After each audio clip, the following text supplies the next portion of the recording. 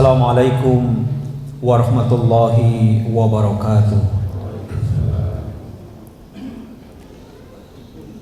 Alhamdulillahilladzi hadana lihada wa ma kunna linahtadiya laula an hadana Allah.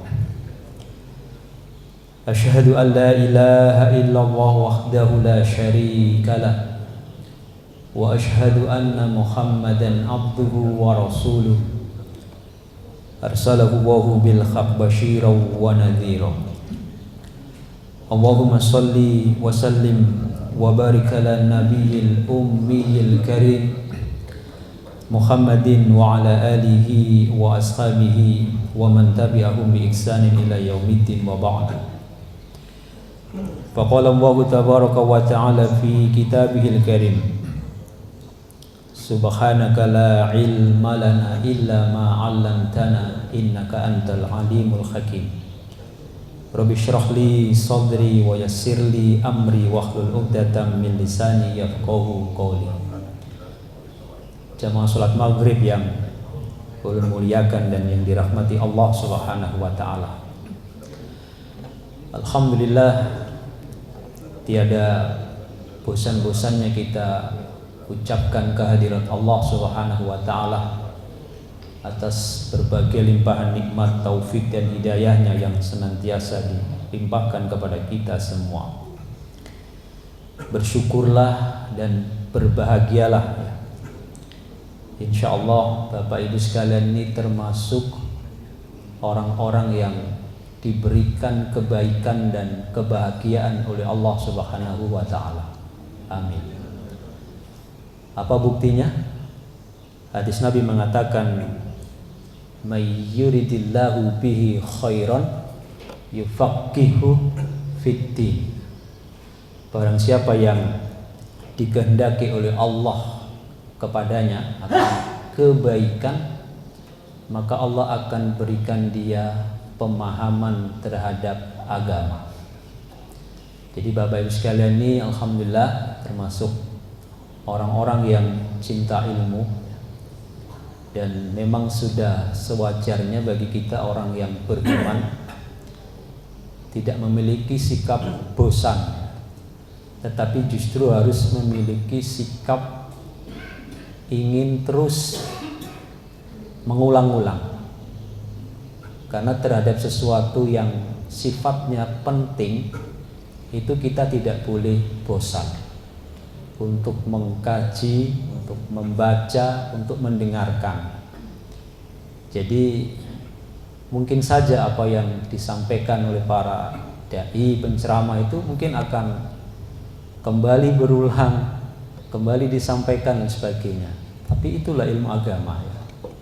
Termasuk ilmu yang sangat penting sehingga ya tidak boleh kita bosan untuk mendengarkannya, untuk membacanya, ya, untuk mengkajinya dan lain sebagainya.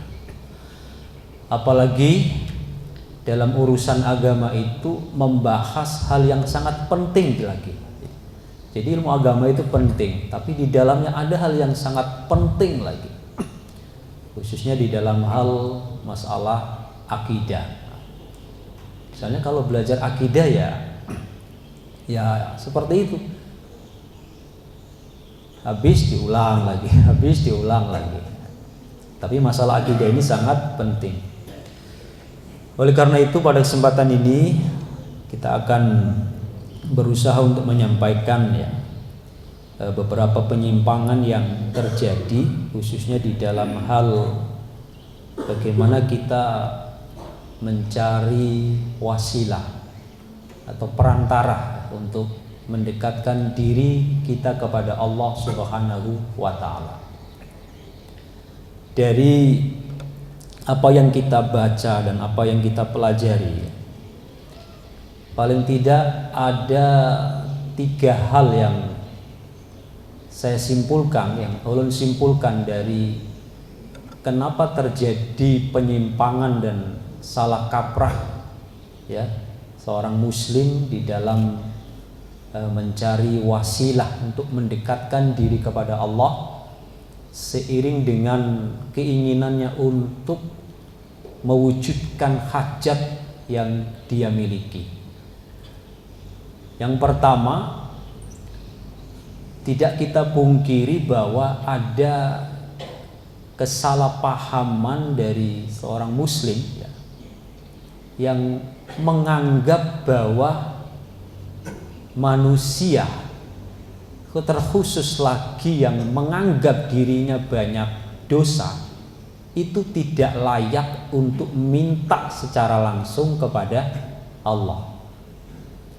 Sehingga orang tersebut akan mencari wasilah, mencari perantara yang dianggap orang itu atau sesuatu itu layak dia jadikan sebagai wasilah untuk mendekatkan kepada Allah. Dan ini pasti ada. Kalau kita tanyakan ya, karena mereka berbicara tentang adab katanya ya. Meminta kepada Allah itu harus beradab. Nah, kita ini dianggap orang yang masih mungkin namanya manusia, mungkin masih banyak salah, banyak dosa dan sebagainya, lalu menganggap dirinya itu tidak pantas untuk meminta secara langsung kepada Allah. Nah, benarkah demikian? Ya, nanti kita akan coba.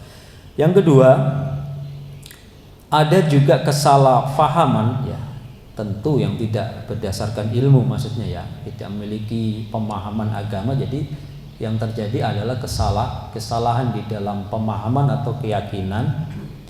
Yang kedua adalah masih menganggap bahwa orang-orang yang dianggap alim, yang dianggap soleh, yang dianggap waliullah, ketika mereka itu meskipun sudah wafat, tapi keyakinan mereka masih meyakini bahwa tetap memiliki manfaat untuk dijadikan wasilah. Nah, jadi pertama diri sendiri, yang kedua terhadap si wasilah itu sendiri, orang soleh, wali dan sebagainya. Kemudian yang ketiga yang terjadi kesalahannya adalah karena kesalahan di dalam keyakinan dan memahami tentang asma wa sifatullah. Karena di dalam memahami asma wa sifat itu kita tidak boleh ya tahrif, menyimpangkan dari makna yang sesungguhnya. Ya, tidak boleh taktil, meniadakan dari makna yang sesungguhnya. Tidak boleh takyif, ditanya bagaimana caranya. Dan yang ketiga tidak boleh tasbih, diserupakan. Dan yang terjadi apa?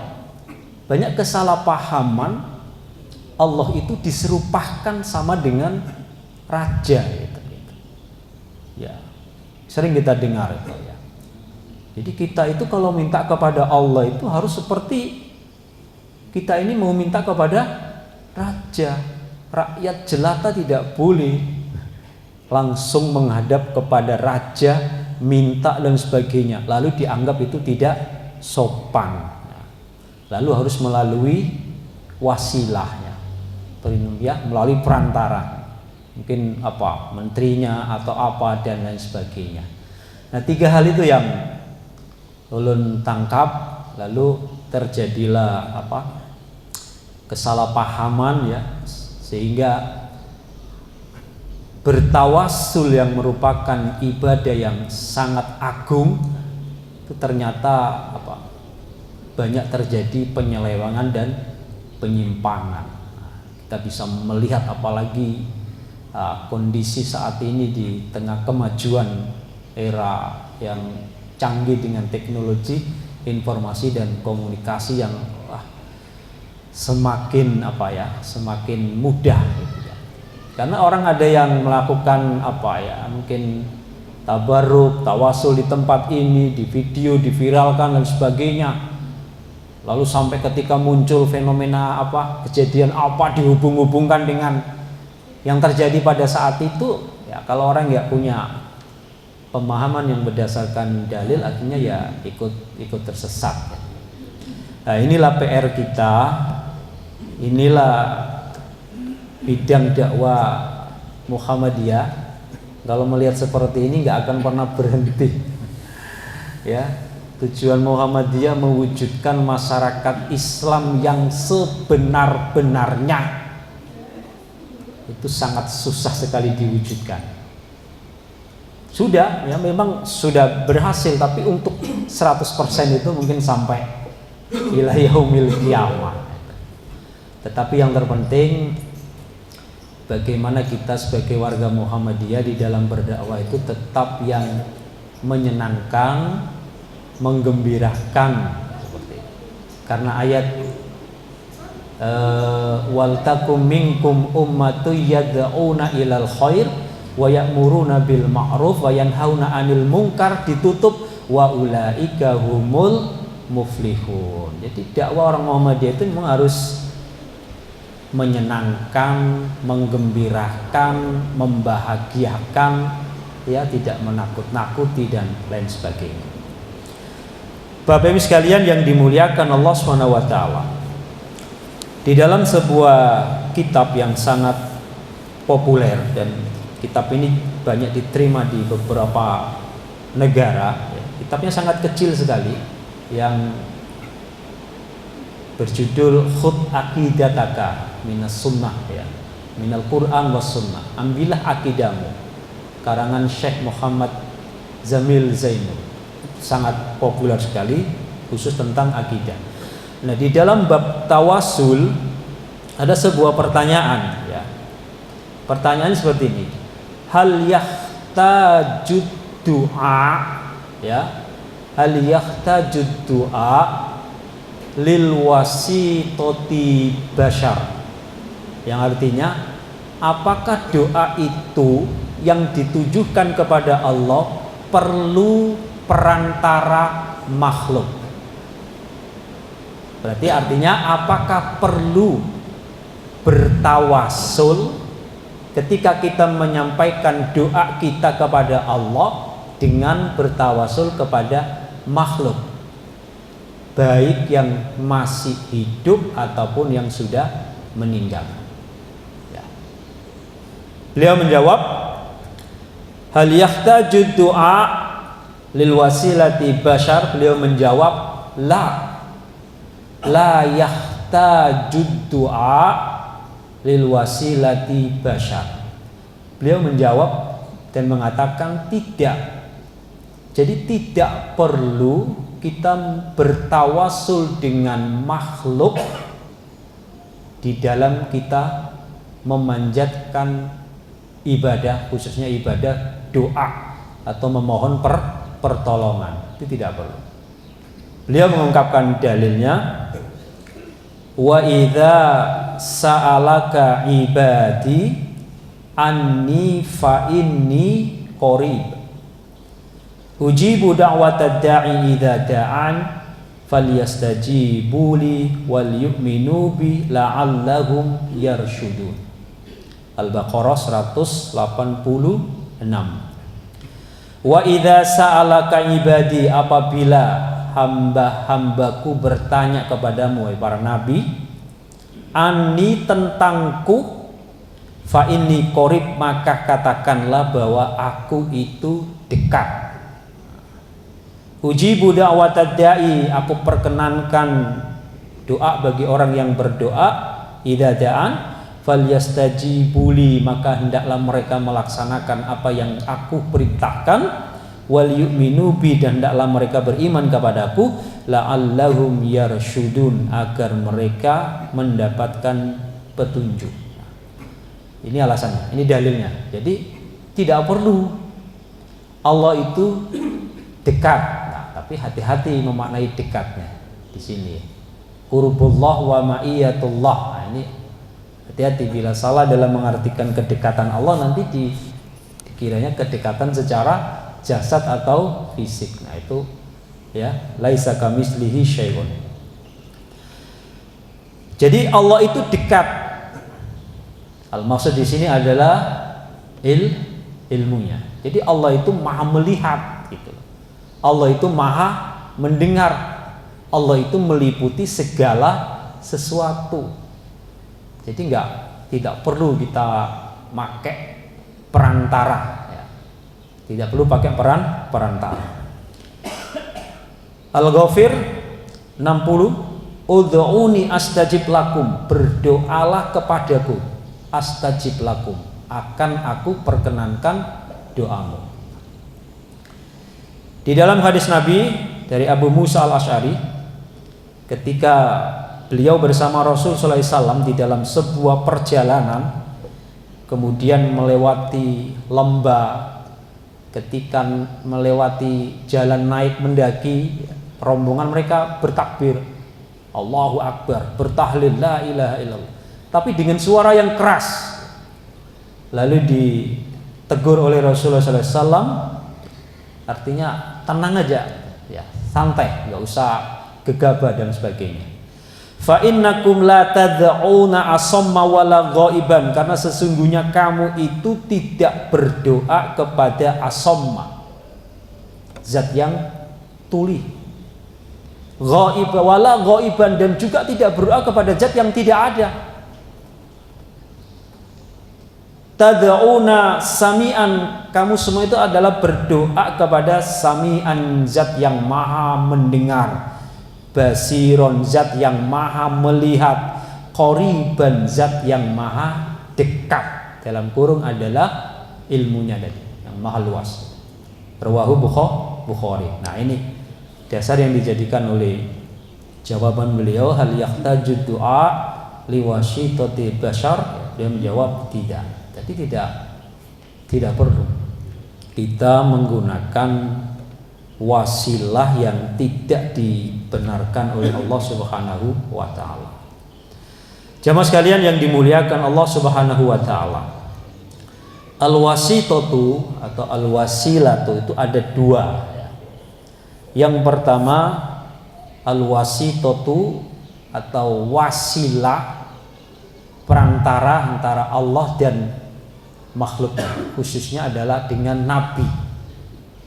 Itu ada dan wajib kita imani, karena memang Nabi itu menjadi perantara di dalam hal apa? Di dalam hal tablik, menyampaikan ajaran.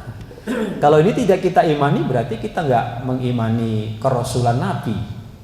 Jadi ini yang betul ya. Artinya memang ada perantara au ar-risalatu lil Islam minallahi li abdihi.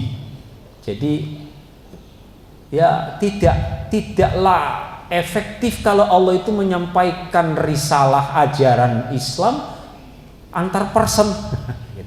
Ya, ke person ini, tiap orang ini disampaikan oleh Allah langsung risalahnya. Tidak efektif itu.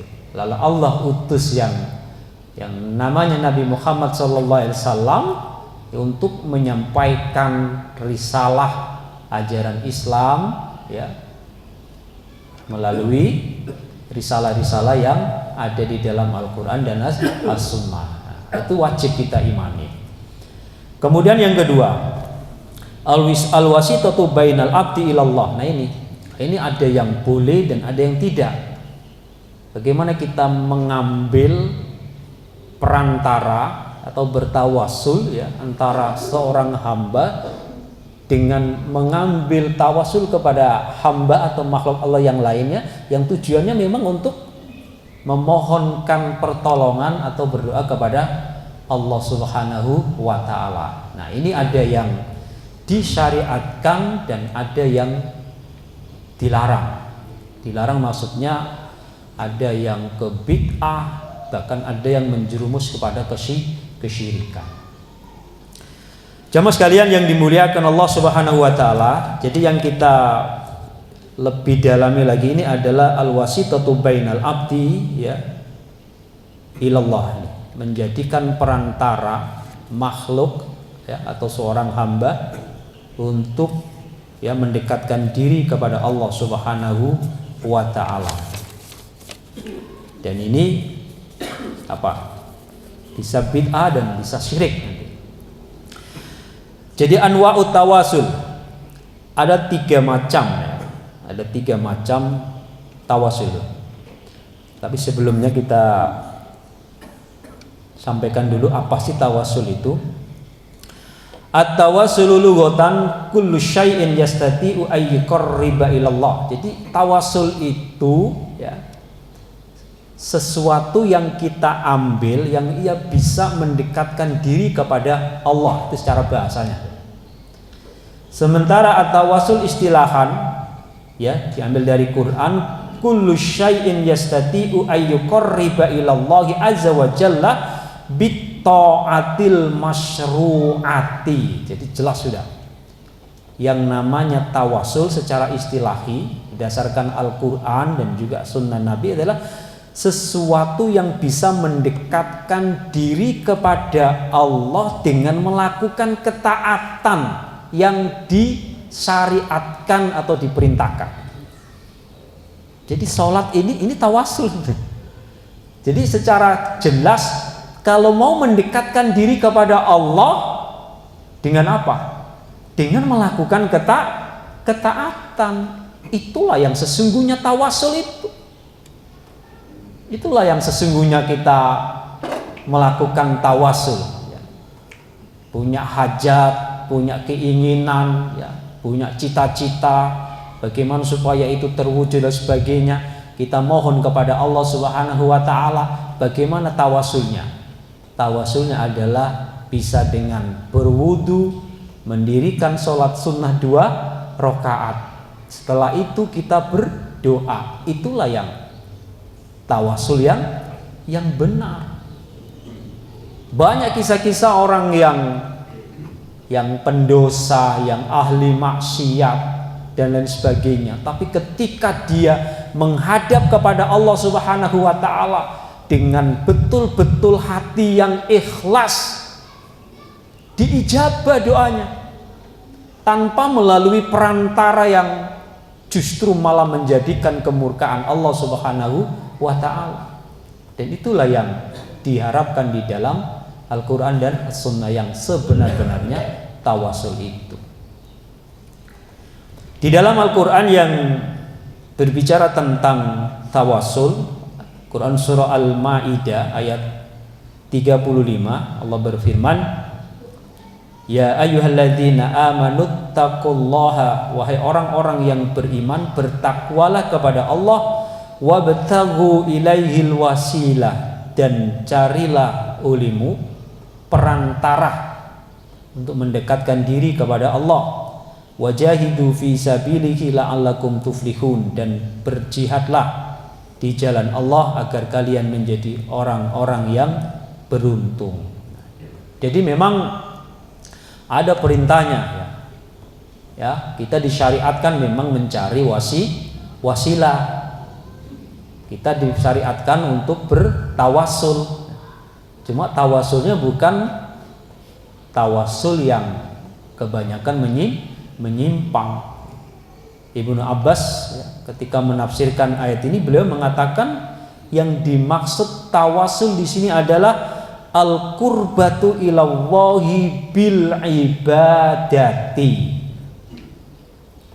Jadi jelas gak ya? Yang dimaksud di dalam firman Allah disuruh mencari tawassul di sini, kata Ibnu Abbas mengatakan al-qurbatu ilallahi bil ibadati, mendekatkan diri kepada Allah dengan beribadah. Makanya ayat surah Al-Fatihah itu gimana tuh? Iyyaka na'budu wa iyyaka nasta'in. Jadi cukup kita mendekatkan diri kepada Allah dengan ibadah. Dengan ibadah apa yang kita ya, ibadah puasa kita, puasa sunnah kita. Ya, supaya dijauhkan dari bala ya. Apa ibadahnya ya dengan bersedekah dan sebagainya, karena salah satu hikmahnya bisa menolak bala ya. Supaya hajat kita dikabulkan apa, supaya rezeki lancar apa, ada sudah di dalam tuntunan-tuntunan Islam itu, yang itu bisa kita lakukan dalam rangka menjadikannya sebagai wasilah tadi itu. Para mujahid ya seperti Qatadah dan lain-lainnya mengatakan bahwa at-tawassul adalah al-qurbu ilallahi bit-ta'ati wal amalu bihi alladzi radhiyallahu anhu, yaitu mendekatkan diri kepada Allah dengan melakukan ketaatan dan melakukan ibadah atau amal yang diridhai oleh Allah Subhanahu wa taala. Nah, jadi kalau mencari tawassul yang tidak diridhai oleh Allah, ya justru malah yang terjadi adalah kemurkaannya. Tapi kadang ada yang nyangkal, buktinya saya terwujud. Diwujudkannya satu kehajat keinginan kita itu belum menjadi tolak ukur akan benarnya ibadah yang kita lakukan. Karena itu bisa jadi istidrot, bisa juga semakin digelincirkan oleh Allah, bisa juga. Yang jelas itu ya terkabulnya hasil belum tentu menunjukkan bahwa prosesnya itu benar, bukan sebuah ukuran itu. Jamaah sekalian yang dimuliakan Allah SWT. Jadi tawassul ini ada 3. Yang pertama adalah ya, ini yang disyariatkan adalah tawassul yang hukumnya sunnah. Kemudian tawassul yang menyimpang yaitu bid'ah. Kemudian tawassul yang ketiga yaitu tawassul syirik. Syirik. Jadi inilah yang menjadikan tawassul ini ya ibadah yang sangat agung, tetapi ketika ya terjadi kesalahpahaman dan tidak memahami yang terjadi justru banyak yang jatuh di dalam kesyirikan. Apa tawassul yang diperbolehkan? Tawassul yang disyariatkan. 1, yaitu bertawassul dengan bil asma'il husna. Nah itu boleh. Ya Allah, ya Rahman, ya Rahim, irhamna. Nah, itu seperti itu tawassul dengan asma wa sifat. Ya, bertawassul dengan al asma al husna.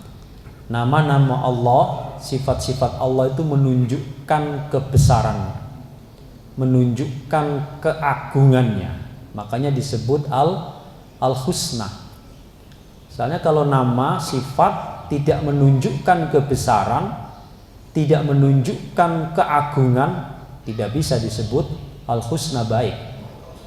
Ya, jadi al-asma was sifat yang dimiliki Allah itu menunjukkan keagungannya, menunjukkan kesempurnaannya, menunjukkan kebesarannya, menunjukkan kemampuannya dan lain sebagainya. Nah, itu sehingga ya kita disyariatkan untuk berdoa ya kepada Allah SWT dengan menggunakan nama-nama Allah SWT. Bahkan ini disyariatkan di dalam firman-Nya Quran surah Al-A'raf 180. Walillahil asmaul husna fad'uhu biha, dan hanyalah milik Allah nama-nama yang baik. Fad'uhu biha, maka berdoalah kamu dengan bertawasul dengan asma dan sifatnya itu. Wadarul ladzina yulhiduna fi asma'ihi, dan jauhilah orang-orang yang menyimpangkan di dalam menyebut-nyebut nama Allah, karena mereka sayujzauna ma kanu ya'malun, akan dibalas terhadap apa yang mereka kerjakan. Ya, seperti orang-orang ahlul kitab, ya, seperti orang-orang kafir itu, dia malah melecehkan nama-nama Allah. Mereka menyimpangkan. Makanya di dalam memahami asma wa sifat tadi kan kita tidak boleh tidak boleh meniadahkan dari makna yang sebenarnya, tidak boleh memalingkan dari makna yang sebenarnya. Nah, seperti panggilan Al-Lata. Ya, dari Tuhan-Tuhan mereka itu mereka menyelisihi dari kata Allah. Ada yang manggil Al-Lata. Kemudian Al-Uzza. Nama Allah Al-Aziz, ya, diselewengkannya menjadi seperti Tuhan mereka, Al-Uzza. Ada lagi nama Allah Al-Mannan, diselewengkan oleh mereka menjadi apa? Al-Manna, ya, Tuhan-Tuhan mereka. Nah, itu diancam oleh Allah, sayujzauna ma kanu ya'malun. Atau mereka menambah-nambahi atau menyerupakan Allah dengan apa? Makhluk-makhluk yang lainnya. Nah, ini adalah ya tidak jelas, ini adalah sebuah kejahatan, ya, sebuah kedustaan yang dilakukan oleh orang-orang ahlul kitab ini. Jadi walillahil asmaul husna fad'uhu biha wadarul ladzina yulhiduna fi asma'ihi sayujzauna ma kanu ya'malun. Ya Rahman, ya Rahim, irhamna, ya Razzaq, ya wahai zat yang maha memberi rezeki, berilah hamba rezeki. Wahai zat yang maha mengampuni, ampunilah hamba. Oh, itu lebih apa ya, lebih berefek, lebih berefek. Dan Allah lebih senang. Allah itu lebih senang orang yang meminta secara langsung daripada ya pakai perantara, justru perantara salah. Dalam hadis Nabi, Allah itu malu kepada seorang hamba yang menengadahkan tangannya ke atas lalu dia kembali dalam keadaan kosong. Coba, ada orang itu yang berdoa tapi nggak dikabulkan oleh Allah karena Allah itu senang dengan doa-doa yang dia panjatkan. Nah, itu, bayangkan. Jadi langsung saja kita kepada Allah. Jadi pikiran yang tidak punya apa, self confidence, ya, bahasanya itu nggak percaya diri gitu. Diri sendiri ini nggak percaya. Ya kalau sudah nggak percaya lalu minta kepada Allah, ya jelas nggak diterima, nggak dikabulkan. Karena hadis Nabi itu jelas, Allah nggak akan mengabulkan doa yang datang dari hati yang lalai, nggak ada kepercayaan diri dan lain sebagainya. Nah, ini bahayanya seperti itu. Ya, merasa tidak pantas, merasa tidak sopan, diri ini masih kotor, masih banyak dosa dan sebagainya. Itu kalau memang kita mau sungguh-sungguh, nggak perlu kita ada bayangan yang menghantui seperti itu lalu kita justru malah salah. Jamaah sekalian yang dimuliakan Allah Subhanahu wa taala. Jadi yang pertama, tawasul yang dibolehkan adalah tawasul dengan al-asma al-husna. Ya, banyak sekali ya hadis Nabi yang kata yang sifatnya doa-doa, ya. Allahumma inna nas'aluka bikulli ismin huwa lak sammaita bihi nafsak au anzaltahu ahadan min khalqik aw istaksarta bihi fi ilmil ghaibik an taj'alal qur'ana rabi'a qalbi wa nura basari wa jala'a huzni wa dhahaba hammi wa ghammi. Nah, itu doa menghilangkan kesedihan. Yang bila sedih baca doa itu dijamin hilang. Luar biasa doanya itu. Ya, luar biasa doanya, menyebut nama asma lalu berdoa supaya Al-Qur'an dijadikan sebagai antaja'al Qur'ana rabi'a qalbi, penerang hati, wajala'a huzni, menghilangkan rasa sedih dan sebagainya. Kemudian yang kedua, at-tawassulu bi sifatihi, bertawasul dengan sifat-sifatnya Allah, ya. Seperti ya Hayyu ya Qayyum, wahai zat yang maha menghidupkan, ya Qayyum, dan zat yang maha apa, berdiri sendiri, mengurusi dan sebagainya. Bi rahmatika, dengan rahmatmu, astaghisu, aku memohon pertolongan. Biasanya kalau menggunakan kata istaghasa yastaghisu itu maknanya adalah sesuatu yang urgent. Makanya di negara kita ini biasanya ada istighosah kubro. Nah, itu menunjukkan ada peristiwa yang besar lalu perlu diadakan istighosah kubro, minta pertolongan kepada Allah. Lah doa ini juga seperti itu. Doa ini juga luar biasa supaya kita ini apa, terbebas dari permasalahan yang bisa menghancurkan diri. Ini bagus sekali doanya. Ya Hayyu ya Qayyum bi rahmatika astaghisu aslih li sya'ni kullah wa la takilni ila nafsi tarfata ainin. Ya Hayyu ya Qayyum, wahai zat yang maha apa menghidupkan, dan maha berdiri sendiri. Dengan rahmatmu aku memohon pertolonganmu, perbaikilah kondisiku semuanya. Wala takilni ila nafsi, dan jangan engkau serahkan diriku kepada diriku sendiri, torfata ainin, meskipun sekejap, karena diri ini lemah. La haula wala quwata illa billah. Namun tanpa pertolongan Allah Subhanahu wa taala kita ini lemah dan tidak ada apa-apanya. At-tawassulu bi asma, at-tawassul bi sifatihi. Kemudian yang ketiga, at-tawassulu bil amalis soleh. Nah, ini juga boleh Pak. Kita bertawassul dengan amal soleh kita. Nah, ini masing-masing kita ini kira-kira punya amalan yang apa menurut kita itu besar, dan ketika kita mendapatkan cobaan, nah itu bisa dibuat tawassul. Seperti di dalam hadis Nabi dikisahkan tentang, ya mungkin sudah pernah dengar baca, orang yang terjebak di dalam gua itu kan bertawassul dengan amal soleh. Satu, bertawassul dengan berbaktinya kepada kedua orang tua. Yang kedua, bertawassul karena kada jadi berbuat zina. Yang ketiga, orang yang amanah, ya, karena tidak sempat membayar gaji pekerja, tapi gajinya tetap disimpan, diinvestasikan, justru menjadi besar ketika orang datang mengambil, dijulung berataan. Luar biasa memang itu, amalan-amalan yang luar biasa. Tapi kuncinya di situ adalah satu, mereka semua mengerjakannya adalah lillahi ta'ala. Karena memang di dalam agama itu amalan sebesar apapun kalau nggak ikhlas nggak ada nilainya. Tetapi kalau sesuatu yang kita anggap itu remeh, tapi kalau itu betul-betul ikhlas, bisa menjadi amalan yang besar. Nah, inilah yang kita maksudkan bahwa ya, namanya kita hidup mungkin ada cobaan, permasalahan, problem dan lain sebagainya.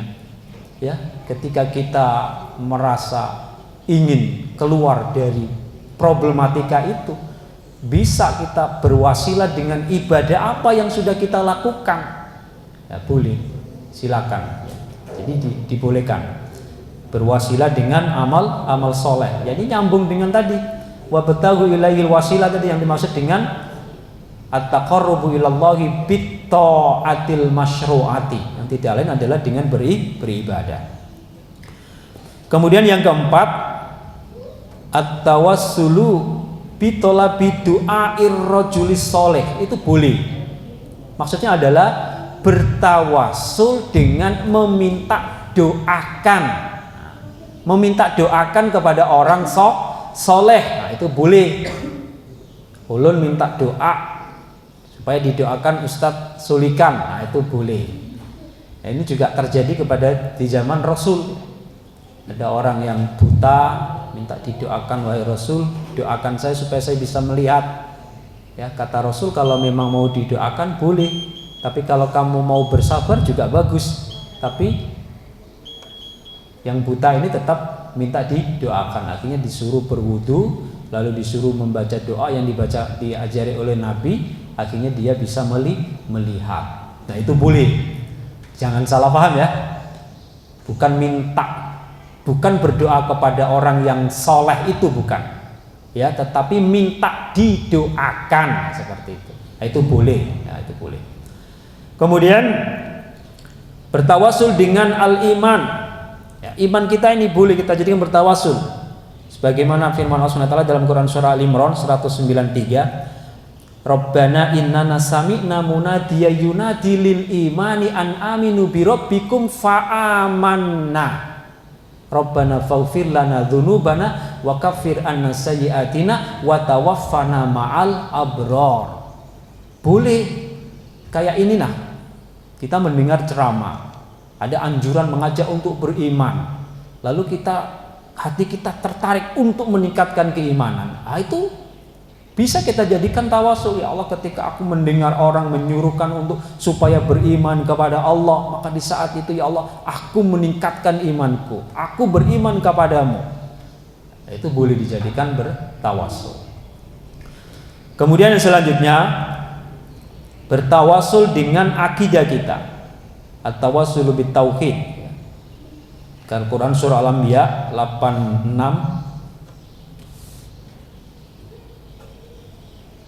kisah tentang Nabi yang dibuang, yang ditelan ikan nun. Nah, itu beliau kan bertawasul dengan akidah beliau.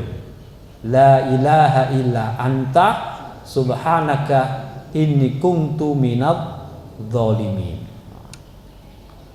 Baca terus, dibaca terus. Nah, itu bertawasul dengan akidah. Nah, itu boleh ya. Disyariatkan. Nah, itulah Bapak sekalian yang dimuliakan Allah Subhanahu wa taala. Jadi intinya sebenarnya kalau diringkas, tawassul yang disyariatkan itu adalah tawassul bil asma was sifat, tawassul dengan orang soleh minta doanya, dan tawassul dengan amal soleh. Lah amal soleh itu tadi terinci, iman itu juga termasuk amal soleh, tauhid kita dan sebagainya. Dan setinggi-tingginya bertawasul amal soleh itu adalah dengan iman dan akidah itu. Nah, cuma tadi ulun rinci saja karena ada dasar ayat Al-Quran. Kemudian tawasul yang bid'ah, ini kita juga harus bisa membedakan tawasul bid'ah dengan tawasul yang syirik. Tawasul bid'ah adalah bertawasul dengan kedudukan Rasul atau orang-orang soleh. Itu bid'ah, tidak menjatuhkan ke syirik, tapi itu menjadi perantara ke syirik. Ya, bertawasul bijahi Rasulullah SAW gitu ya, dengan kedudukan Rasul atau dengan kedudukan orang soleh. Ya Allah, dengan kemuliaan Syekh Abdul Qadir Al-Jailani dan sebagainya. Nah, itu bid'ah. Itu bid'ah, tidak boleh ya. Kemudian tawasul dengan bidzikril asma'ir rajuli as-soleh, atau bertawasul dengan menyebutkan nama-nama orang-orang soleh ya, dengan nama ini kabulkanlah doaku, berikanlah ini sebagainya. Nah, itu bid'ah. Jadi yang membedakannya adalah kalau itu memang hanya dijadikan sebagai perantaranya, maka itu adalah tawasul bid'ah. Tapi kalau kita bertawasul langsung meminta kepadanya, nah itu jelas itu adalah sebuah kesyirikan. Nah, sementara at-tawassul syirk, tawasul yang syirik adalah ja'alal mayyit wasitatan fi ibadatillah, jelas menjadikan mayit sebagai perantara untuk beribadah kepada Allah. Sama yang bid'ah tadi itu ya, baca Quran di kuburan, karena punya keyakinan bahwa kuburan itu tempatnya mulia, lalu dijadikan perantara, berdoa di sana dan sebagainya. Nah, itu bid'ah. Tapi kalau sampai berdoanya meminta kepada si mayit, ya itu jelas sebuah kesyirikan. Wala tad'u min dunillahi, dan janganlah kamu berdoa dari selain daripada Allah, mala yang fa'uka wala yadurruk, yang tidak bisa memberikan manfaat dan juga tidak bisa menolak madharat. Fa in fa'alta idzam minadh dhalimin, jika kalian mengerjakan yang demikian maka kalian termasuk orang-orang yang dolim. Dolim di sini maksudnya adalah orang-orang yang berbuat kesyirikan. Ayat lain surah Al-Fatir ayat 14 menunjukkan nih, in tad'uhum, jika kalian berdoa, maksudnya kepada mayit nih, orang-orang yang mati sudah, la yasma'una du'ahum, mereka tidak akan bisa mendengarkan doamu. Ya, walau sami'u ma, meskipun mereka mendengar, ma istajabu lakum, mereka juga nggak akan bisa mengabulkan. Wa yaumal qiyamati yakfuruna bisyirkikum, bahkan nanti orang-orang yang disembah di kuburan itu, yang dimintai di kuburan itu, nanti mereka semuanya adalah mengingkari dari orang-orang yang berbuat syirik itu. Wala yunabbi'ukum mithlu khabirin. Dan ya, maksudnya adalah dan tidak ada yang dapat memberikan keterangan kepadamu sebagaimana yang diberikan oleh yang maha mengetahui. Quran surah Al-Fatir ayat 14 ini jelas sekali ini ya, bantahan bagi orang-orang yang suka meminta-minta di kuburan gitu ya. Intada'uhum, jika kamu berdoa pada mereka, la yasma'u du'aakum, mereka nggak bisa mendengarkan. Walau sami'u, meskipun mereka mendengar, mastajabu lakum, nggak bisa juga mengabulkan. Nah ini memang ada perbedaan apakah mayit itu bisa mendengar atau tidak gitu ya. Tapi kalau jumhur ulama, kita kesimpulannya adalah bahwa mayit yang sudah mati itu tidak bisa mendengar berdasarkan tadi ayat ini tadi. Tetapi memang ada waktu-waktu khusus yang secara khusus mayit itu memang bisa mendengar ya, seperti hadis Nabi yang mendengar terompa ketika sudah ditinggal sebagainya. Nah, itu keadaan-keadaan khusus. Tetapi jumhur ulama sepakat bahwa mayit itu orang yang sudah meninggal itu tidak bisa mendengar. Banyak ayatnya yang menjelaskan itu. Salah satunya lagi Quran surah Al-Fatir ayat 22. Wa ma anta yusmi'u min wa ma anta bimusmi'in man fil kubur, dan kamu sekali-kali tiada sanggup menjadikan orang yang di dalam kubur dapat mendengar. Jadi ada kondisi khusus yang memang mayit itu bisa mendengar.